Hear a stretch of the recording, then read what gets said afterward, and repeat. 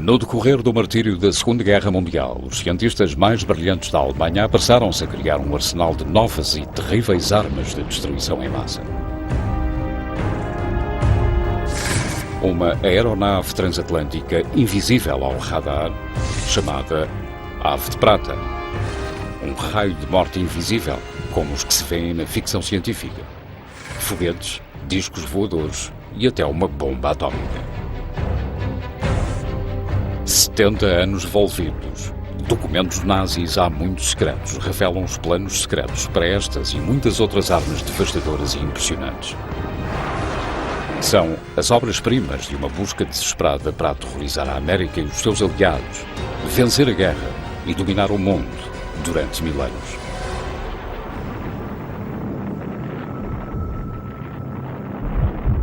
A ciência secreta de Hitler.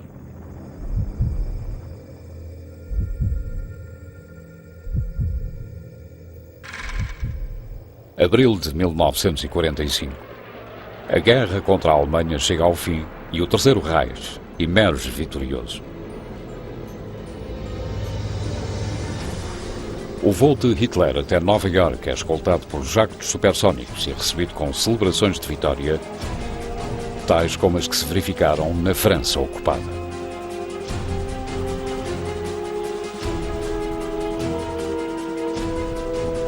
As cerimónias de Estado são encenadas teatralmente para exaltar o momento histórico. Uma saudação nazi da Estátua da Liberdade. Nova Iorque jaz em ruínas, com apenas alguns edifícios de pé, para organizar uma parada de vitória em Wall Street.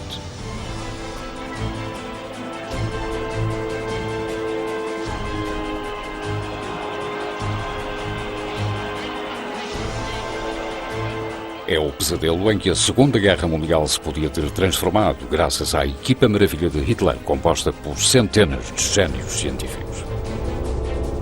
A superestrela da ciência de foguetes, Wernher von Braun. A engenheira, matemática e física, Irene Brett. O engenheiro aeroespacial, Eugen Zanger, e até mesmo um vencedor do Prémio Nobel, o físico nuclear Werner Heisenberg. Nos anos 20 e 30, em termos tecnológicos, os alemães estavam muito interessados no desenvolvimento de foguetes. Este tipo de desenvolvimento de ciência aeroespacial avançada tornou-se num dos pontos fortes dos alemães e as outras nações registavam um atraso em relação a eles. Foi neste complexo ultra-secreto e altamente avançado que milhares de brilhantes engenheiros, físicos, químicos e as suas equipas foram generosamente financiados pelo Tesouro Nazi e equipados com os mais modernos laboratórios da Europa. Em troca, receberam ordens para desenvolver as armas mais mortíferas que o mundo alguma vez vira. O Lipis P-13 de asas em delta. Um avião de guerra de descolagem vertical e asas rotativas meio século à frente do seu tempo. Um porta-aviões voador. E o Silbervogel, ou Ave de Prata, um avião supersónico e suborbital capaz de bombardear a Broadway.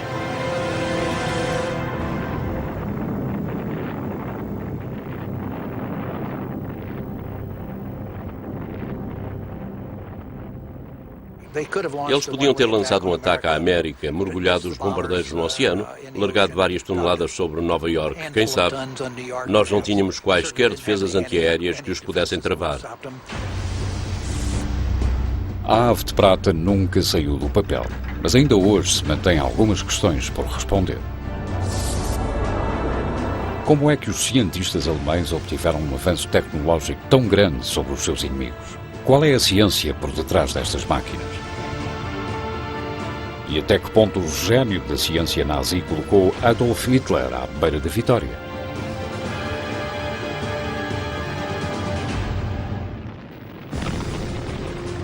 Nas primeiras fases da Segunda Guerra Mundial, a guerra relâmpago de Hitler estende-se ao longo de uma Europa impotente.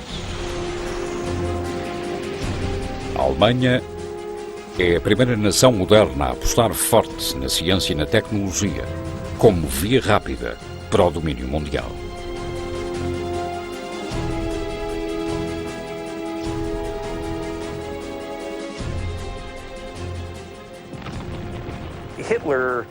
Hitler terá sido significativamente influenciado por sistemas de armamento.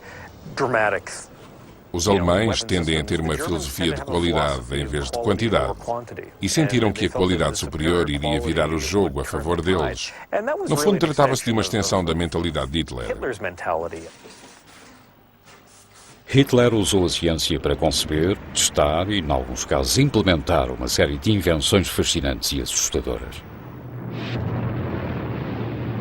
Desde mísseis balísticos avançados e de longo alcance, caças a jacto, os primeiros a entrar na guerra e que se dizia poderem suplantar os aviões movidos a hélice dos aliados. Um monoplano invisível aos radares saído da Guerra das Estrelas, décadas antes do bombardeiro furtivo B-2 norte-americano. E até mesmo bombas kamikaze para voos apenas de ida. Os aliados estão mal preparados. Os programas americanos de desenvolvimento de mísseis durante a guerra eram muito primitivos, comparativamente aos que os alemães já tinham alcançado. Nesta pequena e remota ilha do Mar Báltico existe um complexo altamente secreto de laboratórios e campos de aviação. Aqui, os cientistas nazis testam o primeiro míssil de cruzeiro do mundo. Apenas uma das armas maravilha que se encontram em desenvolvimento neste super laboratório. A tranquila cidade costeira de Peenemünde é o local escolhido pelos nazis para a sua ciência mais secreta. Irá tornar-se no local de origem da era do jacto e da era espacial. O berço das armas maravilha. A localização de Peenemünde era ideal porque estava situada numa zona remota da Alemanha. Ficava perto do Mar Báltico, para onde podiam lançar foguetes. Além disso, não corriam o risco de alguém roubar a tecnologia e levá-la para o Ocidente. A existência da cidade satélite de Peenemünde é um segredo de Estado estritamente controlado, onde os nazis construíram blocos de apartamentos futuristas para a elite científica. Mas é também um campo de concentração para os prisioneiros dispensáveis, que aqui vivem, trabalham e morrem como escravos. Quando ficam demasiado fracos para continuar, são assassinados para que ninguém revele os segredos científicos de Hitler. Os cientistas de Peenemünde não são escravos, mas o seu bem-estar e das suas famílias depende da sua cooperação com os nazis. Comboios privados transportam engenheiros e físicos para a metrópole autónoma de centrais elétricas e campos de testes. Peenemünde torna-se assim no Los Alamos e no Cabo Canaveral dos nazis.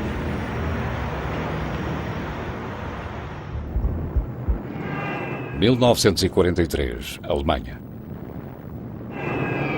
Os aliados cobrem o país com uma chuva de bombas, mas Adolf Hitler ainda acredita na vitória.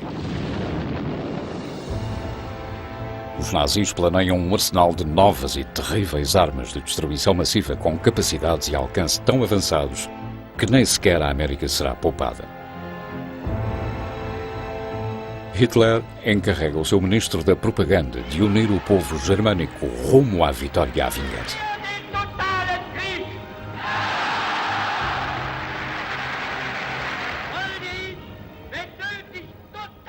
Joseph Goebbels cunhou os nomes Vingança 1 e Vingança 2, e a ideia era conseguir contra-atacar a ofensiva aérea norte-americana e britânica. O Vingança 1, ou V1, é um jacto revolucionário de combustível líquido capaz de voar a 580 km por hora em piloto automático. Pode ser lançado de rampas de esqui ou a partir de outros aviões.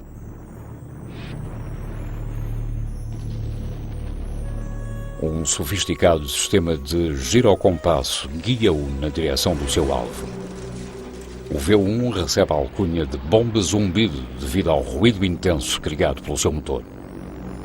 Depois de percorrer a distância pré-programada, que é vigiada por um odómetro, o V1 está concebido para mergulhar. Mas nos primeiros testes o mergulho corta o abastecimento de combustível e desliga o motor. O silêncio súbito transforma-se assim num sinal da morte iminente. Of the 8,000 bombs launched, 2,300 penetrated British defences, most of them falling in the London vicinity. The propulsion roar of the flying bomb. O primeiro míssil de cruzeiro do mundo deixa a Grã-Bretanha em chamas e cinzas em 1944 e 45, aterrorizando Londres, causando milhares de mortos e dezenas de milhares de feridos. Hundreds of homes, hospitals and public buildings were hit. They fell in crowded streets during rush traffic hours. But new deep shelters built for this emergency were put to use and saved the lives of thousands of people. Only one life was lost for every 3 bombs launched. Few of the robot bombs resulted in fire, but the great concussive blasts of Vengeance Weapon No. 1 exceeded anything London had experienced.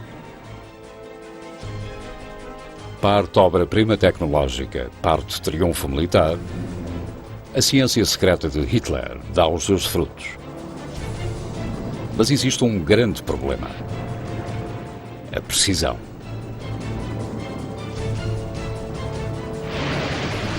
Para visar e destruir bases aliadas com soldados e equipamentos, alguém teria de pilotar esta bomba.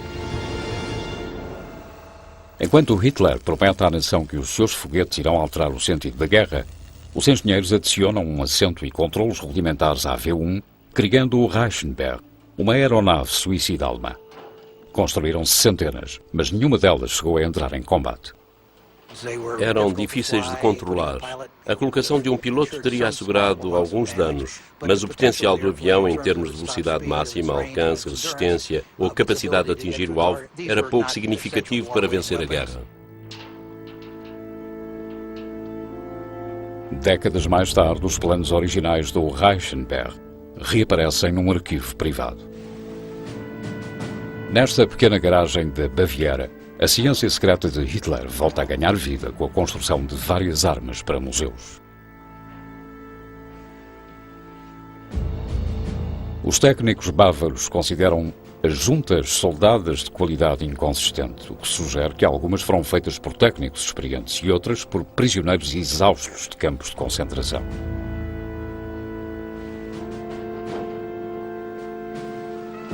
Esta relíquia restaurada ainda é capaz de voar. Falta-lhe apenas o voluntário para a pilotar.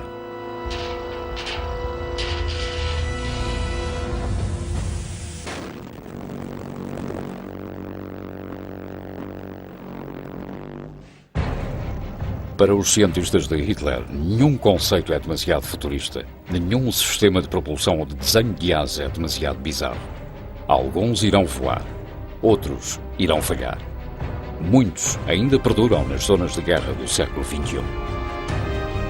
E numa estranha reviravolta da história, um dos mais brilhantes cientistas de Hitler irá sobreviver à queda do Terceiro Reich e tornar-se num herói americano. 1941, o Partido Nacional Socialista Alemão anuncia ao V1 sugerindo que está a ser planeado um V2.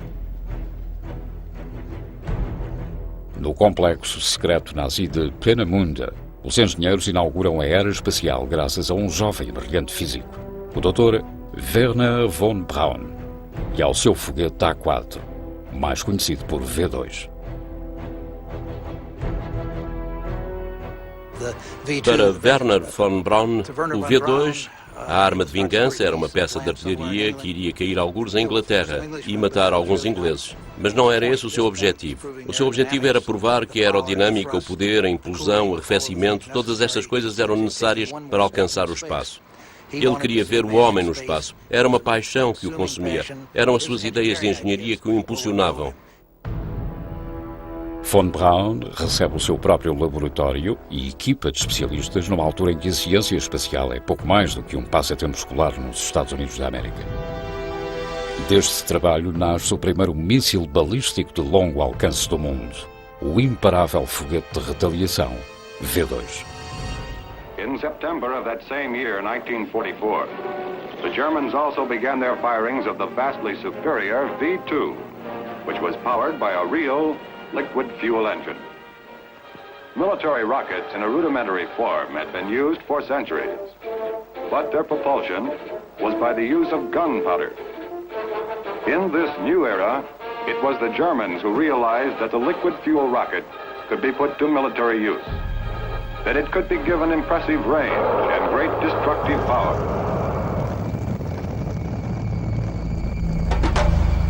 O foco alemão na tecnologia avançada muda por completo o potencial da ciência e das operações de guerra. They not only took a toll of more than 9,000 casualties, they also had a devastating psychological effect. For unlike the buzz bomb, the V-2 fell without warning. It had a speed of 3,300 miles per hour, and it could not be intercepted by fighter aircraft or brought down by anti-aircraft artillery. Segundo Boyne, von Braun estava mais interessado na ciência do que em vencer a guerra. Tudo o que lhe interessava era solucionar os problemas de aerodinâmica, de controlo, de queima de combustível. Todas essas coisas que fazem parte de um míssil balístico, não como uma arma, mas como um meio de chegar ao espaço. Mas a desobediência ao Führer não é opção para nenhum cientista alemão, nem tampouco a sugestão de defesa. O verdadeiro impacto que isso teve no desfecho da guerra foi numa área que os alemães não apostaram, ou seja, em tecnologias de defesa. Era preciso ser muito politicamente correto enquanto nazi para não ter problemas. Não podiam criar armas muito defensivas porque pareceria que a guerra estava a ser perdida.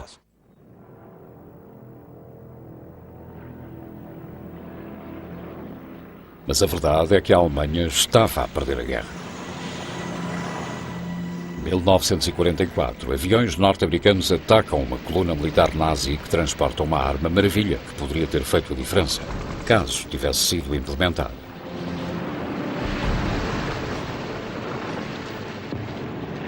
O Typhoon, o primeiro míssil defensivo terra-ar do mundo, desenhado para ajudar os nazis a abaterem bombardeiros aliados. Uma das coisas que os alemães podiam ter feito em 1943, caso tivessem concentrado os seus esforços corretamente, em vez de os concentrarem num V2 para atingir a Grã-Bretanha, era construir uma série de mísseis antiaéreos para derrubar os bombardeiros aliados. Podiam ter criado um sistema de defesa aérea eficaz e integrado.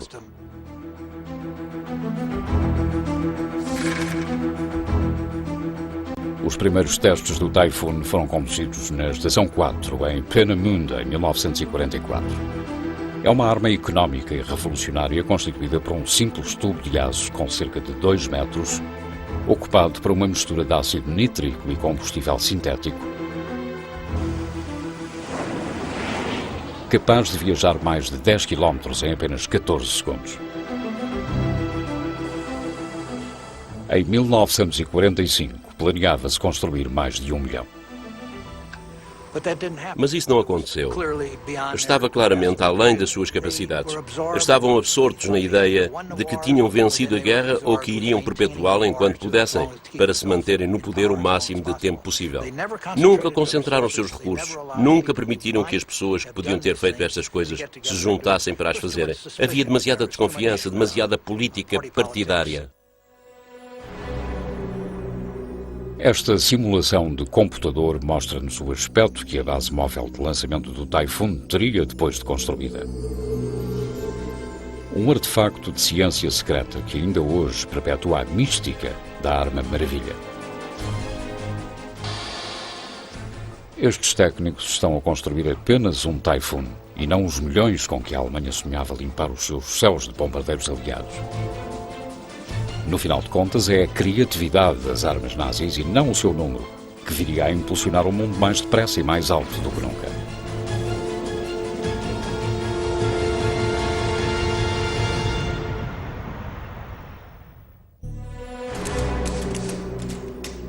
Os ficheiros secretos nazis revelam máquinas de guerra tão futuristas que é difícil de acreditar que foram imaginadas no tempo dos nossos avós. O voo tripulado tinha menos de 30 anos quando Hitler subiu ao poder. No entanto, em poucos meses, os quadros e projetos do seu terceiro Reich encontram-se repletos de desenhos incríveis. Antes do término da guerra, a Alemanha viria a produzir uma série de invenções aeronáuticas que ainda hoje constituem a base para muitos aviões e naves espaciais.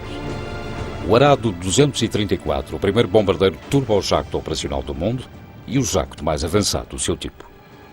O Arado foi o segundo avião a ser produzido que usava o motor Jumo 004 da Junkers.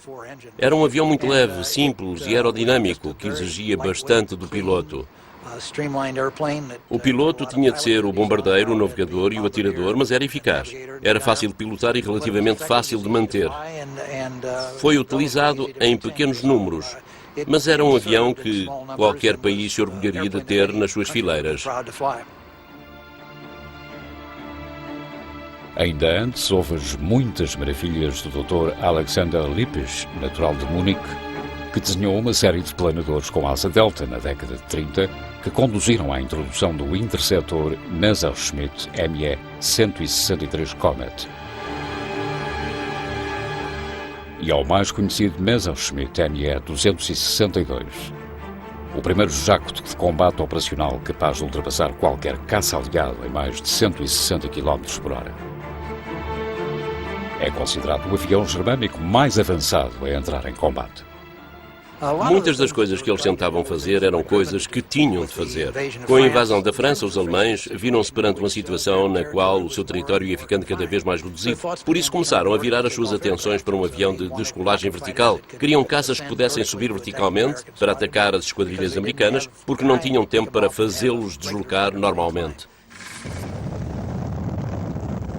Para alcançar este objetivo, as máquinas nazis incluíam o jacto rotativo Focke-Wulf, com foguetes de combustível líquido nas pontas da sua hélice tripla, desenhados para descolar na vertical e voar como um avião. Mas pensa-se que a mais incrível de todas as armas de descolagem vertical está escondida nos hangares secretos de Peenemünde, um OVNI nazi.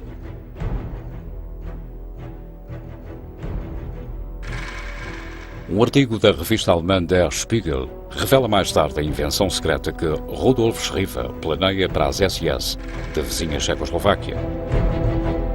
O Schriever Flugkreisel, um aparelho pilotado com quase 15 metros de diâmetro, 3 jactos num rotor situado dentro de uma fuselagem circular. Este OVNI nunca chegou a ser construído. Mas pistas adicionais para um disco voador emergem aqui junto às florestas e rios alpinos, num castelo austríaco. Uma invenção em forma de disco movida a hélice que usa os princípios da transformação de matéria e fluxo de energia para criar um motor sem combustível baseado na turbulência natural criada por água ou ar em turbilhão.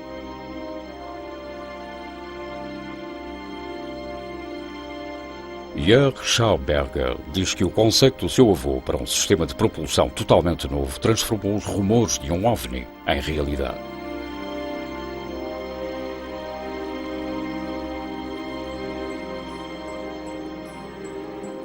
No início dos anos 30, Victor Schauberger sentiu-se intrigado pela capacidade dos peixes nadarem contra a corrente. Inspirado por este fenómeno natural, concebeu um motor silencioso que trabalhava em vácuo para gerar impulsão sem combustão. Uma unidade revolucionária para que os aviões fossem puxados em vez de empurrados para a frente. Deu-lhe o nome de Repulsin. Repulsen, ou Repulsin em alemão, foi desenhado para ser uma espécie de câmara de reação, onde ocorreria uma certa transferência de moléculas que seriam sugadas para essa câmara.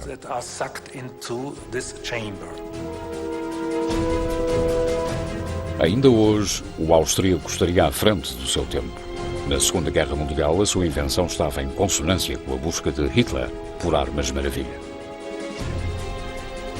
Contra a sua vontade, Victor Schauberger viu-se obrigado a dedicar-se à ciência nazi, trabalhando no interior de um laboratório militar auxiliado por mão de obra escrava.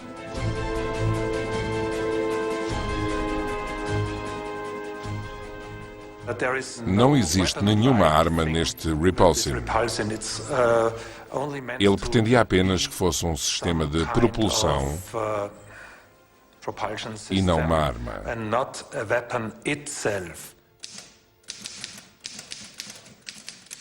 Mas noutro local, as invenções mortíferas avançam a todo o vapor. Entre a correspondência ultra-secreta entre oficiais nazis e o coronel da Força Aérea Alemã Schröder Strantz, encontra-se uma pista sobre uma arma maravilha que se dizia poder matar, curar e até mesmo encontrar petróleo. O coronel oferece por repetidas vezes a sua proposta ambiciosa às Forças Armadas. Nos últimos e desesperados dias do Terceiro Reich, as SS decidem apoiar o projeto. A sua ideia parece saída da ficção científica. Uma arma maravilha capaz de perfurar a armadura mais grossa ou derrubar os aviões inimigos do céu. Está planeado um teste num local secreto. São descarregadas caixas durante a noite para que ninguém tenha conhecimento da operação. As caixas contêm metais valiosos e um contador Geiger para medir a radiação. Manhã cedo, março de 1944, o coronel voa para a zona de testes. Se a arma funcionar, receberá apoio financeiro ilimitado. O coronel Schröder Strantz é o único homem que conhece os pormenores dos testes.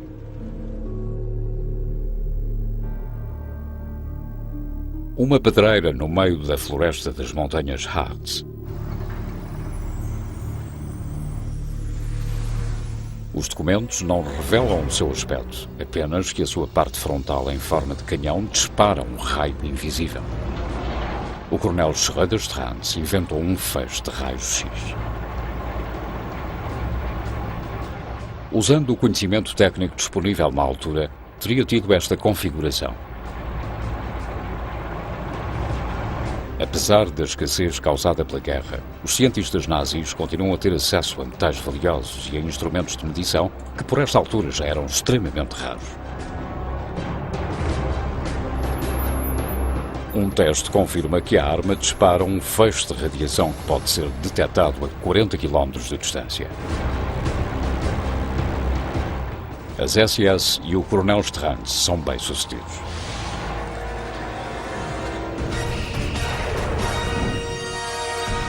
Mas, misteriosamente, o projeto é encerrado. A unidade especial é desmantelada em outubro de 1944, sem que nenhuma explicação tenha sido dada até hoje. Envolta em secretismo, a ciência de Hitler percorre a fronteira entre a ficção e a realidade. Mas um dos objetivos do Führer não está aberto à discussão. É a mais desesperada e decisiva das corridas. Quem será o primeiro a construir uma bomba atómica? –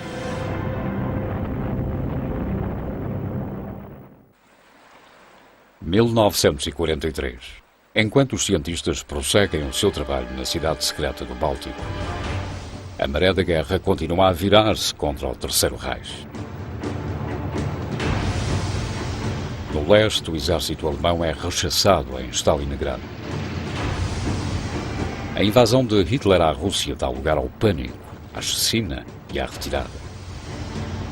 No Ocidente, os pilotos britânicos obtêm as primeiras imagens aéreas das fábricas e edifícios de lançamento de foguetes de Peenemünde. Os bombardeiros britânicos atacam o complexo, visando os dormitórios onde os cientistas e engenheiros de Hitler vivem.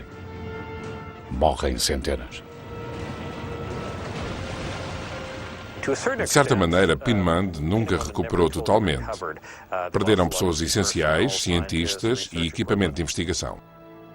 A produção de Peenemünde é deslocada para subterrâneos em fortalezas montanhosas e minas remotas a salvo dos bombardeamentos aliados.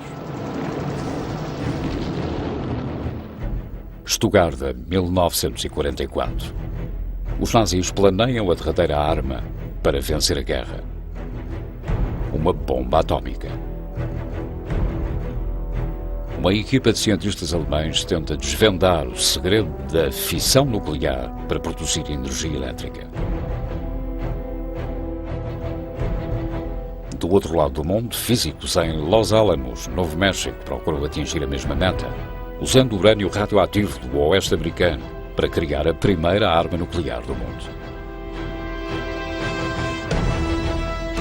Mas os alemães têm o seu próprio gênio atómico, vencedor do Prémio Nobel, Werner Heisenberg. Heisenberg e a sua equipa auto-apelidam-se de Globo Urânio, mas o exército alemão tem outros planos para os desintegradores de átomos. No início de 1945, as Forças Armadas dos Estados Unidos e os seus investigadores desconhecem o estado da capacidade nuclear na Alemanha. Estabelece-se um projeto secreto norte-americano com o nome de Código Operação Alsos para tentar saber se o projeto alemão para a construção da bomba atómica é real. Nos arredores da cidade de Stuttgart, debaixo de um castelo em Haigerloch, agentes da Operação Alsos descobrem um reator atómico numa cave de rocha e cubos de urânio escondidos num campo ali próximo. Levam as provas para os Estados Unidos para análise mais apurada.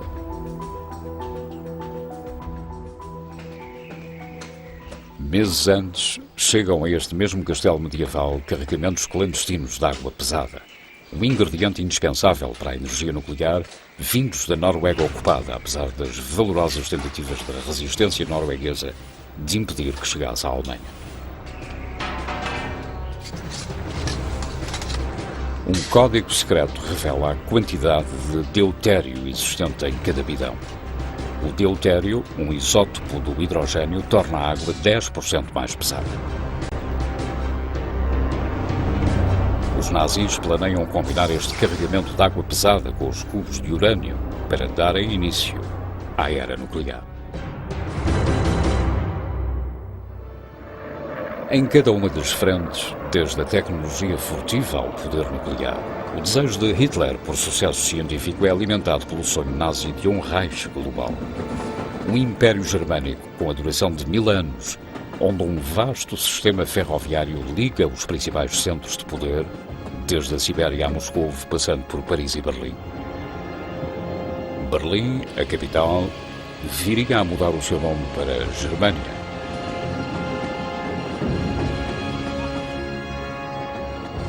O centro tecnológico e dominante de uma nova ordem mundial.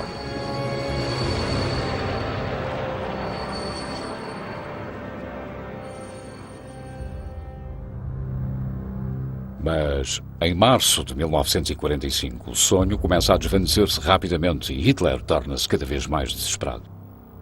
Com as forças aliadas a cercar a Alemanha, apenas uma arma maravilha pode salvar o Terceiro Reich. Mas no deserto do Novo México, é a América que prova o poder da bomba atómica.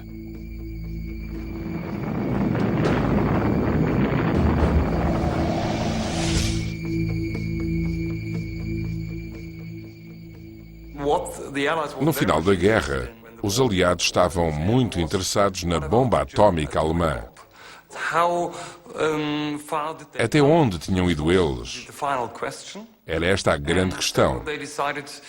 Por isso, decidiram reunir os seus 10 melhores cientistas atómicos em Farm Hall, perto de Cambridge, e foi aí que souberam que os alemães não tinham bomba atómica e que não faziam ideia de como construí-la.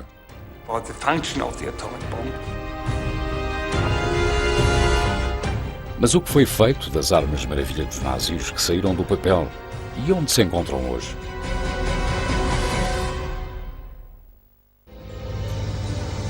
O primeiro míssil de cruzeiro. O primeiro míssil balístico de longo alcance. O primeiro míssil guiado terra-ar. Os primeiros torpedos. O primeiro circuito fechado de televisão. O primeiro caça de combate a jacto e o primeiro bombardeiro a jacto. Era um pequeno grupo de pessoas que estavam muito à frente do seu tempo. Todos eles tinham mentes brilhantes. Inúmeros desenhos anos à frente do seu tempo. Locais secretos totalmente dedicados à ciência. impulsionados por propaganda, dinheiro alemão e inimigos receosos. Como pôde o plano de Hitler para as Armas Maravilha falhar? Na Alemanha fazia-se tudo praticamente em segredo. Por isso qualquer ciência era um segredo, mas isso prejudicou-os mais a eles do que a nós. Tinham um sistema de segurança muito restrito, o que cortava o fluxo de informação existente numa comunidade científica sadia. Tinham entusiastas a construir sonhos, mas sem os recursos adequados. Havia pessoas que tomavam decisões sobre recursos que desconheciam os projetos. E no topo estava Hitler. Tomava as decisões finais sobre coisas das quais não dispunha de toda a informação. Este nível de secretismo retardou a produção em tempo de guerra para um nível devastador. Ao todo, os alemães produziram cerca de 1.300 Me-262, dos quais conseguiram colocar 300 em combate. E na altura nós colocávamos 1.000 bombardeiros e 1.000 caças de combate sobre a Alemanha por dia. O Terceiro Reich produziu centenas de invenções mortíferas, mas para produzi-las e vencer a guerra, tinham de dar prioridade a um punhado de armas maravilha e produzi-las em massa aos milhares. Felizmente, faltou-lhes os métodos de produção, as matérias-primas e a gestão necessárias. Caso a Alemanha se tivesse focado na defesa, escolhido as suas munições de forma mais estratégica e aumentando substancialmente a produção destas armas, o desfecho da guerra poderia ter sido muito diferente. Isso teria tornado a invasão de 1944 muito difícil, provavelmente problemática. A invasão teria de ser provavelmente adiada até 1945 e é possível que a guerra tivesse terminado com a primeira bomba atómica a ser largada na Alemanha e não no Japão.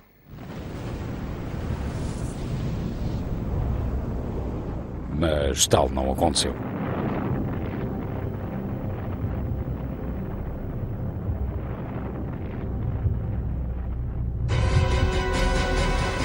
Em 1945, o sonho nazi é finalmente destruído pelas bombas aliadas.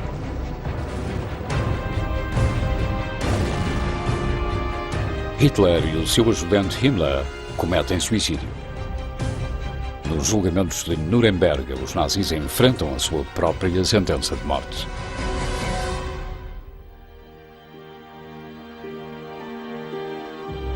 O mundo inteiro toma conhecimento do horror inenarrável dos campos de concentração e a profundidade dos sonhos imperiais sombrios de Adolf Hitler.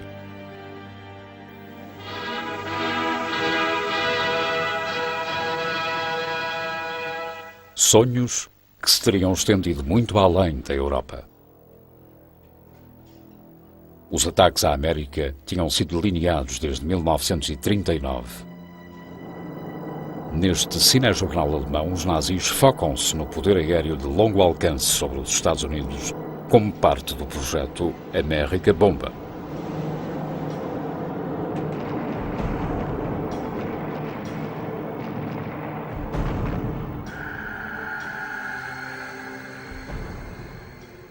Caso os alemães tivessem conseguido desenvolver e produzir o seu programa de bombardeiros para levar a guerra ao continente norte-americano, penso que isso teria tido algum impacto na doutrina estratégica americana.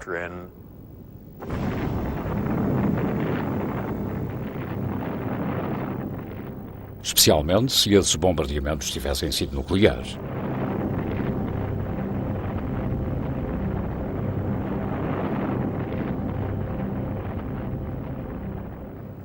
O único resultado que a Força Aérea Alemã poderia ter alcançado era o envio de um punhado de bombardeiros de longo alcance através do Atlântico e largar algumas dezenas de toneladas de bombas sobre Nova Iorque ou Washington. Nenhum dos programas alemães de armas de vingança, muito menos o Bombardeiro América, teria tido qualquer hipótese de atingir os seus intentos sem uma arma nuclear. No final de contas, Adolf Hitler nunca chegou a pôr os pés em Nova Iorque, ao contrário do seu chefe do programa científico secreto, que atravessou o Atlântico para alterar o curso da história. Em 1945, à medida que as tropas norte-americanas e soviéticas se acercavam de Berlim, Werner von Braun e um pequeno grupo composto pelos seus assistentes mais leais tinham de escolher o seu destino: render-se aos russos, tomar cianeto ou alinhar com os aliados.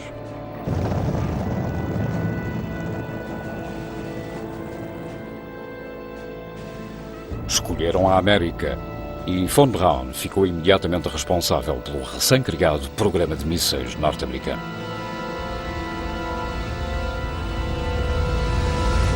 O campo de testes de White Sands, no Novo México, onde von Braun trabalha no novo foguete e realiza finalmente o seu sonho espacial.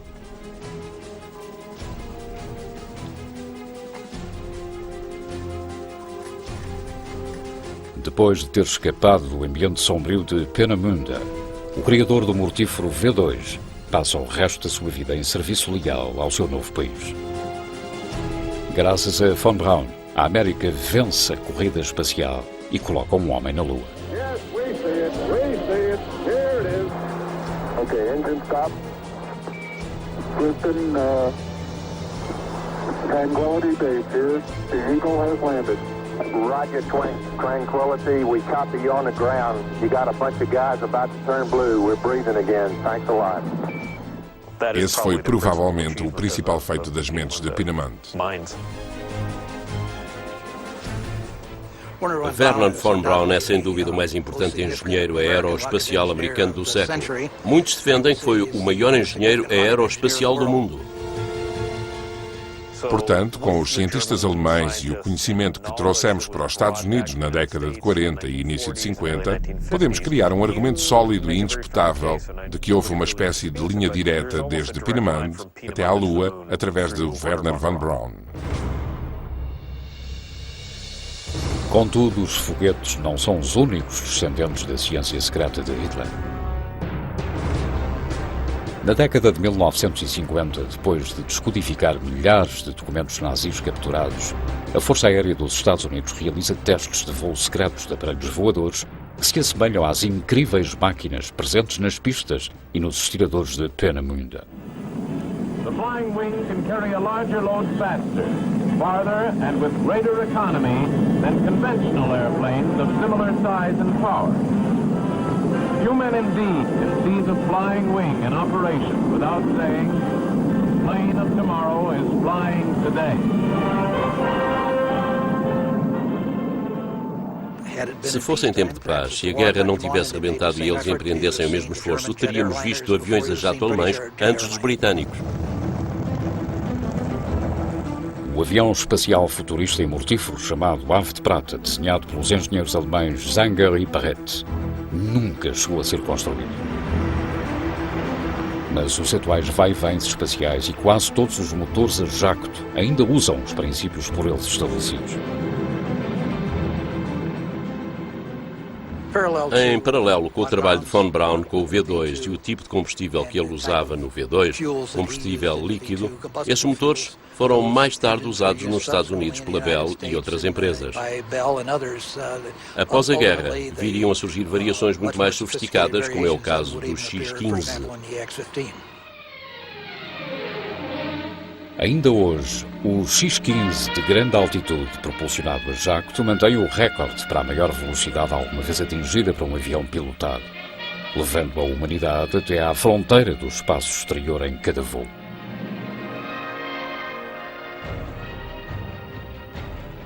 Não há dúvida que a Alemanha tinha alguns dos engenheiros de armas mais talentosos do planeta na altura, mas foram defraudados pela sua liderança, porque Hitler esperava e acreditava que estes cientistas desenvolvessem uma arma nuclear.